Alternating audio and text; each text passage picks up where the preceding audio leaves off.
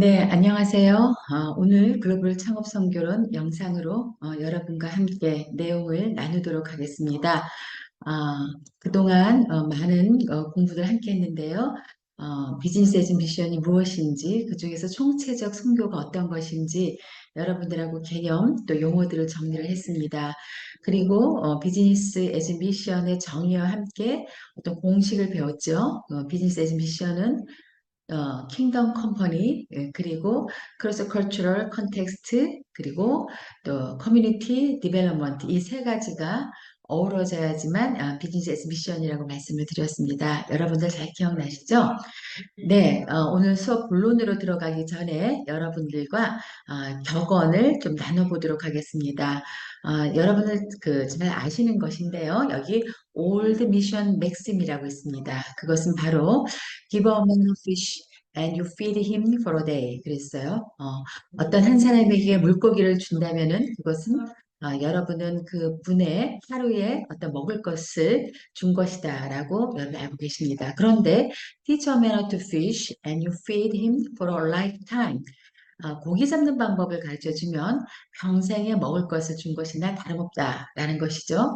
그래서 대한 것, 가르침에 대한 중요성을 이제 얘기한 것입니다. 그런데 New Ben Maxim이라는 개념이 있습니다. 그것은 바로 뭐냐면 Help a man, woman start a fishing business and you feed them, their family and their community for generations. 그래서 사람들에게 창업하는 기술을 가르쳐 주면 그것은 여러분들이 그들 중에 그 한 사람의 인생뿐만 아니라 가족과 지역사회와 또 대대로의 어떤 먹을 것을 주는 역할을 한다는 것입니다. 그만큼 창업하는 것을 가르쳐주고 지원한다는 것이 얼마나 큰 비중이 있고 중요한 것인지 알 수 있겠죠.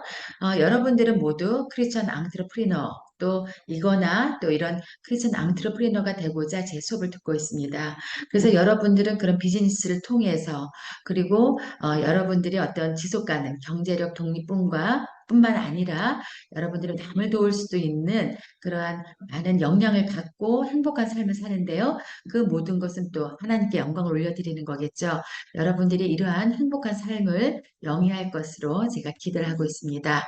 네, 오늘 그 수업 내용은 간단하게 지난 수업 시간에 나누었던 농업을 통해서 지역과 나라를 살렸던 토고 사례를 말씀을 드렸고 그동안 여러분들이 여러 특강을 들었습니다. 그 중에서 가장 중요한 시사점이 무엇인가 잠깐 나누어 보고요.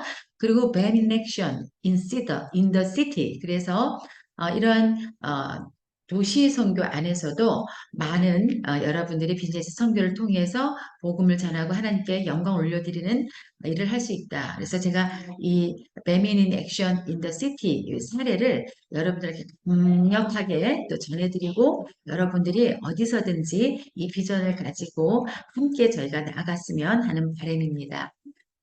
지난번에 토고라는 나라에 대한 사례를 들었죠. 어떤 거였죠? 아프리카에서도 가장 작은 나라, 그리고 한 230여 개의 나라 중에서도 거의 215등 정도 하는 아주 가난한 나라였죠. 거기서 레이트라고 하는 젊은이가 그 나라의 조국을 위해서 노력했던 내용들을 전했습니다. 어떤 것들을 했었죠? 기억나시나요? 먼저 자기가 살고 있는 지역의 토양을 연구해서 파인애플을 가장 잘 생산할 수 있다라는 그런 토질의 특성을 발견하고 굉장히 연구에 연구를 거듭해서 다른 기법보다 1년 만에 더 많은 수확을 할 수 있는 그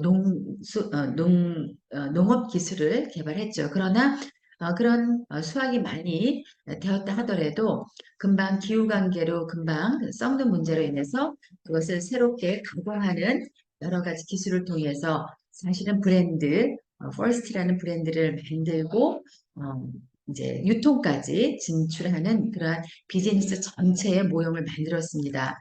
그런데 그것을 통해서 이제 본인의 비즈니스만 확대하는 것이 아니라 이웃의 농민들도 초대해서 무료로 그 농법을 알려주고 그리고 그런 산출한 농작물들을 전체 사들여서 그들이 안정적인 생활을 할 수 있도록 돕고 더욱더 그런 부분을 이제 더 확산시키기 위해서 마이크로 파이낸스를 만들거나 교육을 한다거나 그런 일들을 많이 했습니다.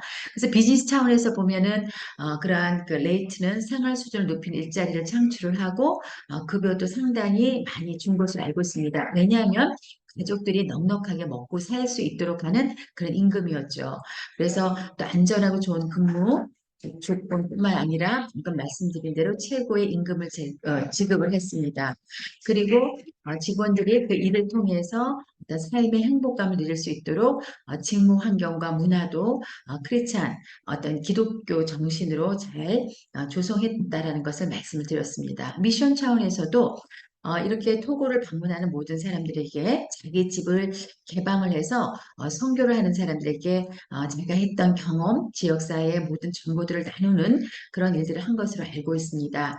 그리고 또한 지역사회를 돕기 위해서 어떤 일을 할 수 있는지, 그리고 또 수익성이 높으면서 사업을 창출할 수 있도록 하는 농민 교육과 재정 지원, 그리고 그들이 또 삶을 잘 영위하고 전문성을 발휘할 수 있는 권한까지 부여하는 아름다운 그런 지역개발 사업도 함께 한 것으로 알고 있습니다. 또 그 지역사회 식량을 또 보존하기 위해서 뿔닭이라든지 또 어떤 생선을 개발한다든지 그랬습니다. 뿐만 아니라 지역사회의 어떤 문화적 수준과 지적 수준을 높이기 위해서 계속 학교로 지었고 학교뿐만 아니라 또 거리로 어떤 정기적인 시간을 통해서 전도를 했었고 그 전도했던 것은 전도도 있었지만 얼마나 더 농장들을 넓힐 것인가, 교회는 어디에 세울 것인가, 이런 복합적인 목적을 가지고 전도를 했다라는 좋은 사례를 말씀을 드렸습니다. 복음전도 활동과 그리고 교회 개척과 교회 목회와 개인전도 등이 전체 이루어졌는데 그것은 어디에서 먼저 시작되었죠? 바로 비즈니스죠. 서스테네빌리티, 그러니까 지속 가능한 비즈니스 위에 이러한 미션의 역량을 이제 더하였는데요. 더했을 때 많은 사람들에게 공감 가는 활동과 참여를 위해서 지역개발 사업을 어떤 먼저 진행하면서 복음이 자연스럽게 전할 수 있었다라고 말씀드렸습니다. 이렇게 마이크로 파이낸스를 통해서 지역사회에 어려운 사람들이 자립할 수 있도록 해주고 그 지역마다 사람들이 어떻게 고마움을 느끼니까 그 사람들이 이제 교회에 올 수 있도록 하는 여건들을 충분히 마련한 거죠. 그래서 농부가 이제 1200명 이렇게 양성이 되었고 그들이 세우는 교회가 또 곳곳에 있었다라는 것입니다. 그리고 뿐만이 아니라 교회를 세우면은 반드시 또 목회자님들이 있어야 되는데 그 목회자님들을 지원하고 또 함께 성경 공부를 주최를 해서 이루어갔다라는 그런 아름다운 사례를 여러분들께 말씀드렸습니다. 네, 오늘 수업에서는 그 토고는 어떻게 보면은 이제 농업을 중심으로 비즈니스 에스 미션을 한 것이죠. 제가 오늘 여러분께 전해드릴 사례는 뱀인 액션, 뱀 활동이 얼반이라고 하는 도시, 그러니까 우리가 도시 선교의 뱀 모델을 여러분께 알려드리려고 합니다. 그런데 저는 이 얼반 뱀 모델이라고 했지만 비즈니스 에스 미션을 하는 곳이라면 다 이 사례들을 함께 적용해 가면 어떨까 하고 여러분께 제안을 합니다. 네, 이 케이스 같은 경우에는 우리가 흔히 뉴 모델이라고 제가 말씀드릴 수 있겠습니다. 제가 늘 강조하는 것으로 우리가 한 개의 기업이 비즈니스 에즈 미션을 하기보다는 함께 어우러져서 팀으로 또는 그 팀들이 범선이라는 어떤 컨셉으로 함께 진출하자 이렇게 말씀을 드렸는데요. 이 뉴 모델이 바로 그런 것입니다. 그래서 더 강력한 킹덤, 임팩트, 그의 나라가 이 땅에 임하도록 하는 그런 임팩트를 가질 수 있는 그 모델이라고 하겠습니다. 방금 말씀드린 대로 단일의 사업이 아니라 다양한 경제 분야에서 또 다양한 사업들이 펼쳐지는 모델입니다. 그래서 하나의 기업만이 달성할 수 있는 것보다 훨씬 더 큰 영향력을 창출할 수 있는 것인데요. 그것은 바로 무엇이냐? 비즈니스 디벨롭먼트 센터를 만드는 것입니다. 비즈니스 디벨롭 센터라는 것은 계속적으로 어떤 거죠? 다양한 사업들이 창출되도록 돕는 그런 센터인데요. 더 의미가 있는 것은 미전도 종족 그 지역에서 비즈니스 빌딩 센터를 세운다는 것입니다. 그래서 이 비즈니스라는 것은 그 자체가 수익을 창출하는 것이잖아요. 그게 하나만이 아니라 이런 지원을 통해서 계속 만들어지는 것인데요. 제가 여러분들께도 좀 나눴는지 모르겠는데, 제가 지금 출장 나온 이 지역에서 가나의 선교사님을 만났습니다. 그분이 바로 비즈니스 에즈 미션의 어떤 리더들을 키워내서 그런 센터들을 구상을 하고 있는데 이미 7개의 기업을 만들었고요. 이제 3,000개의 기업과 3,000개의 교회를 세우겠다고 그렇게 말씀하십니다. 저는 이것이 굉장히 실현 가능하다고 여겨지는데요. 여러분들도 함께 그런 꿈을 꾸셨으면 합니다. 그래서 실행 가능하고 지속 가능한 중소기업을 설립하는 그리고 요즘에는 큰 기업보다는 마이크로 어떤 스타트업에 대한 관심들을 많이 갖고 있습니다. 작게 시작해서 강하게 가는 그리고 또 하나 작게 시작해서 강하게 가는 그런 기업들을 계속 창출하는 것이죠.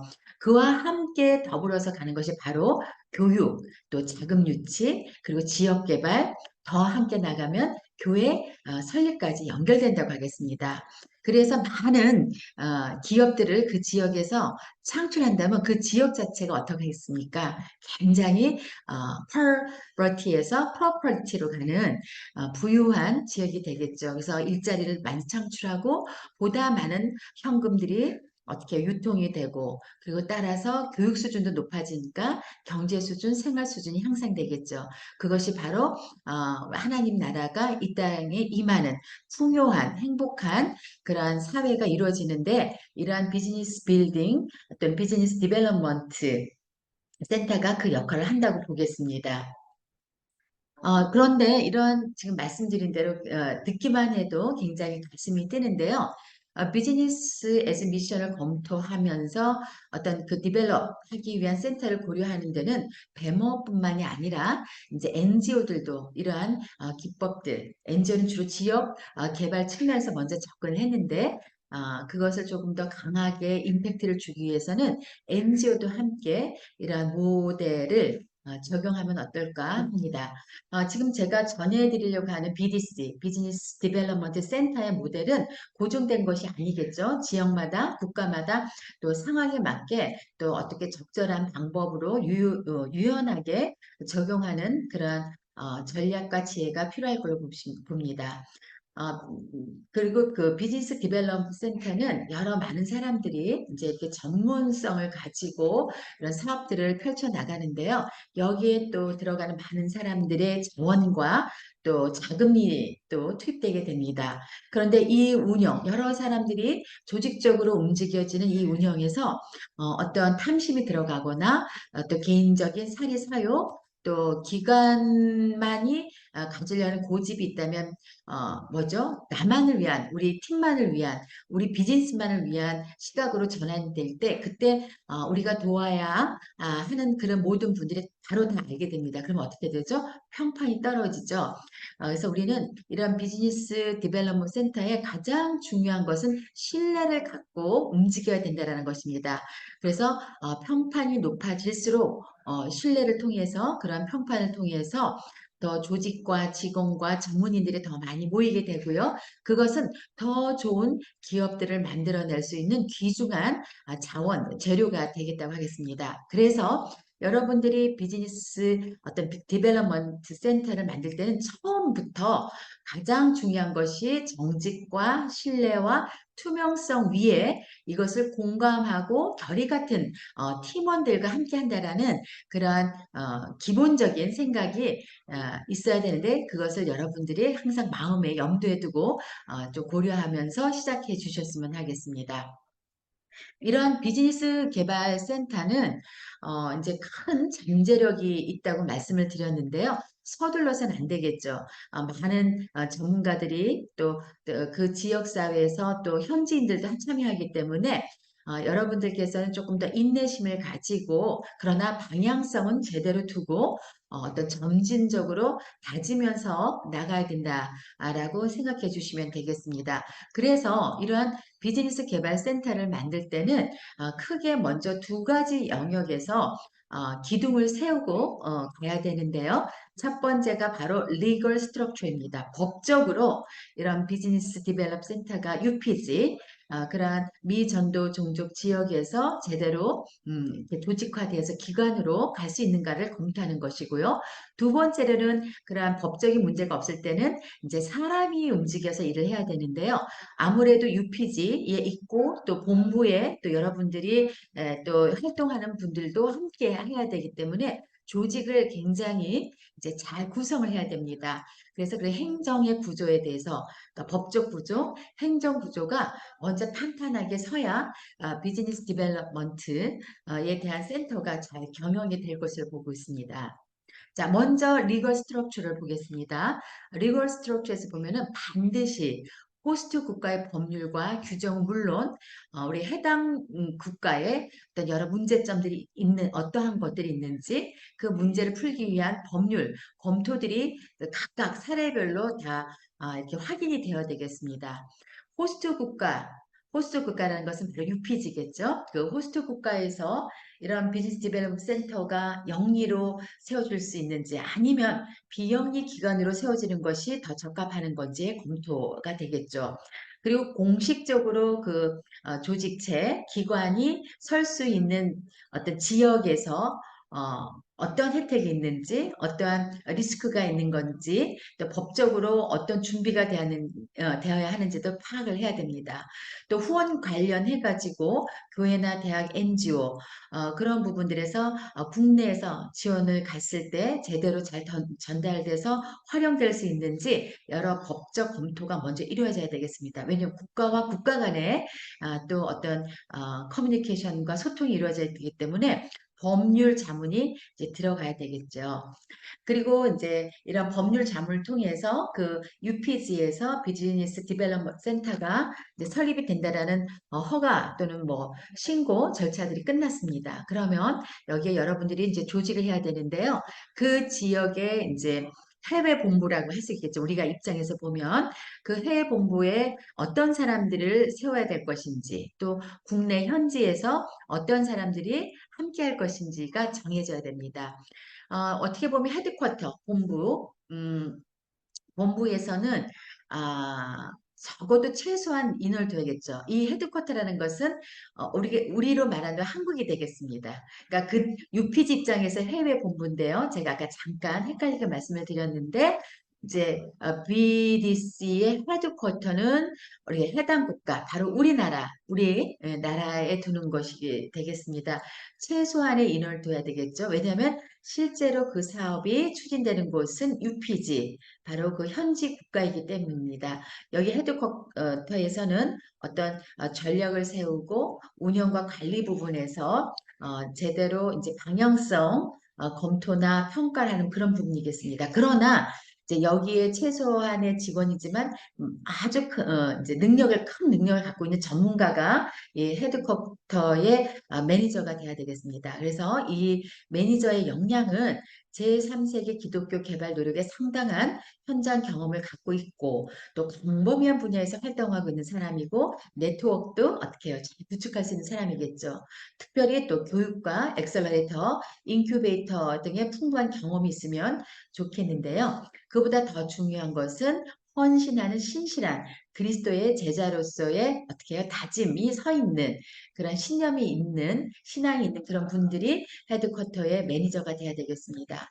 자, 현지에서의 국내 이제 본부에서는 가장 성공을 이끌 수 있는 그 팀들이 이루어져야 되겠습니다. 그래서 여기에 계시는 분들은 그 이제 현지에서 이루어지는 그 디벨롭먼트, 그 비즈니스 디벨롭 센터의 모든 활동을 책임지는 사람들인데요. 이분들도 이미 먼저 이 BDC에 의해서 고도의 훈련을 받고 헌신적인 그리고 성숙한 현지 기독교인이 되어야 되겠습니다. 그렇게 이제 legal structure와 administration structure가 잘 기둥이 세워졌습니다. 자, 그러면 이제는 우리가 development, 뭐죠? 비즈니스 디벨롭먼트 사업을 어떻게 진행돼야 될 것인가 이제 보겠습니다.